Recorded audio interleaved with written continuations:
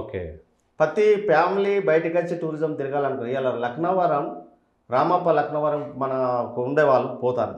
ఈ యాదగిరిగుట్టకు పోతాను. హ్మ్. అదే విధానంగా మన కవ్వాల్ అటవీ కవ్వాలి పోతాను. కవ్వాల్ ఆల్రెడీ ప్రైవేట్ చేసేసినట్టు. ఇవన్నీ చేసి ఇప్పుడు శ్రీశైలం పోయేటప్పుడు మన హైదరాబాద్ నుంచి మొదలుకుంటే అంతా మన టూరిజం ప్రాంతమే.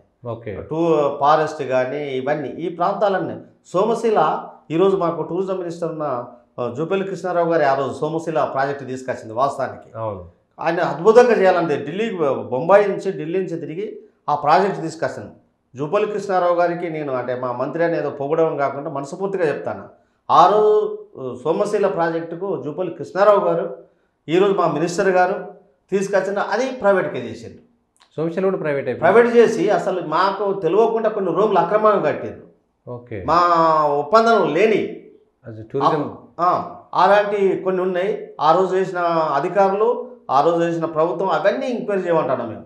అయితే ఇలాంటి పరిస్థితి ఉన్నది. ఇంకా మనకు చాలా ఉన్నాయి, అద్భుతమైన ప్లేస్లు ఉన్నాయి. ఇవాళ ప్రతి వాళ్ళు టూరిస్టులు ఏంటంటే టూరిజం ప్లేస్ ఇవాళ లుంబిని పార్కు ₹1,00,00,000 నెలకు వస్తాయి టూరిస్టు. ఓకే. ఇవాళ ఒక్కటని కాదు, ఇవాళ ప్రతి ఒక్కక్కడ ఇవాళ టూరిజం ప్లాజా ఎంత అద్భుతంగా నడుపుతారు ప్రసాద్ రెడ్డి గారు అంటే అలాంటి అధికారులను తీసుకోవాలి.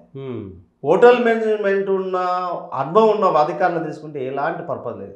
ఆయన ఉదాహరణకు మీకు చెప్తున్నా, పొద్దున్న లేవంగానే ఆయన ఏంటంటే కిచెన్లో కురుకుతాడు, ఏం జరుగుతుంది ఏం నడుస్తుంది ఆయన రౌండ్స్ వేస్తాడు. అట్లా అంకిత భావం చేసే అధికారులు చాలామంది ఉన్నారు మా దగ్గర. అలాంటి వాళ్ళని తీసుకుంటే ఇంకా ముందుకు పోతుంది, ఇంకా డెవలప్మెంట్ అవుతుంది. కానీ లాస్ ఎప్పుడు టూరిజం లాస్ లేదు.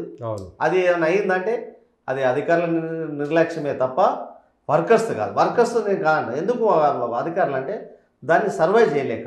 ఓకే. ఇప్పుడు మాకు కొత్తగా ఎంటీ వచ్చాను, ప్రతి డిస్ట్రిక్ట్ ఒక అధికారిని ఇచ్చింది. ఆ అధికారులు తిరుగుతారు. ఇంతకుముందు ఒక ఆయనే తిరిగేది మొత్తం. ఇప్పుడు వచ్చిన అధికారి చాలా ప్రతి డిస్ట్రిక్ట్ ఒక అధికారిని కేటాయించింది. ప్రతి పొద్దున వచ్చి ఫోటో పెట్టాలి, సాయంత్రం ఫోటో పెట్టాలి ఉద్యోగులు. చాలా విధి విధానాలు తీసుకొస్తారు. ఇలాంటి మార్పులు రావాల వల్ల డెవలప్మెంట్ అవుతుంది. ఓకే. కానీ లాస్ట్ టైం కాదు, ఎందుకంటే పని చేయగలుగుతారు. ఇలా మన తల్లిదండ్రులు ఉన్నారు, పొద్దున వాళ్ళకి చెప్తేనే క్రమశిక్షణ ఇట్లా కాదు బిడ్డ అంటే మనం వింటాం. అధికారులు అదే పద్ధతి చేస్తాను. చాలా దీన్ని మేము స్వాగతిస్తున్నాం ఇలాంటి వాటిని.